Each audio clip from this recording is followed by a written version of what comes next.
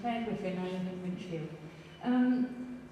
With the financial trouble, surely a lot of that was not the fault of the Labour government, but of the whole global financial situation. I'd like to hear your comments on that, please. Can I respond? Yes, I agree with you. It is the global financial system, but the thing is, Gordon Brown was there. He could have negotiated with the United States and other countries to ensure that you had tighter regulation. You had the Glass-Steagall Act in America from 1937 until Clinton dismantled it in 1998-99, where this massive deregulation of banks allowed the whole process to happen. But to not, and we warned since 2002, 2003 through Vince Cable, that unless you actually stopped this housing boom going through the roof uncontrolled, and the fact that there is great debt, personal debt that people have as well, and those problems weren't addressed. We gave warnings about. You know, it's not that we can't do anything about it in our own nations. Yes, there was a global problem, and there has to be global rules to tackle the banking as well as the financial sector, so that this does not happen again, because it was only through the taxpayer interventions and cooperation with Europe and other leading nations that we managed to save the world from an even worse outcome since the Depression. James Arbuthnot.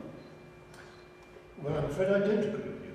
I think that the global financial crisis did exist, and it did mean that the world got into recession. But other countries weren't in nearly as bad recession as we now are. We have had a longer and deeper recession than our competitors in Europe. Canada and Australia have not been hit in the same way as we have. It was the Labour Party that changed the regulation of the banks.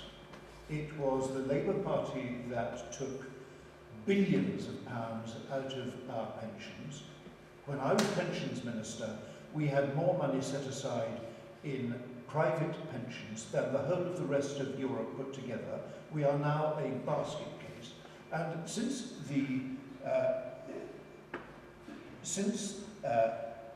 the recession began, why has the pound sterling fallen by 20% against most other currencies? The answer, I think, is because during the years of prosperity, instead of setting aside money to refurbish the roof, we didn't fix the roof while the sun was shining.